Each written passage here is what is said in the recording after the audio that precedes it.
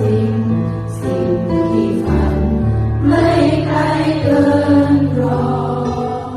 ถ้าเด้ออีพอถ้าเด้ออีแม่บ่ดนดอกน้อยอีเอ็นที่ใจเฝ้ารอลูกจะขอทำตามสัญญาฟ้าลิขิตชีวิตไม่ได้สองมือนี่ไงที่ลูกใช้ห้ามเพียงอ่านจนจบวันนี้มีดีกรีใส่ชุดขาวดำราชธานีช่วยเวลา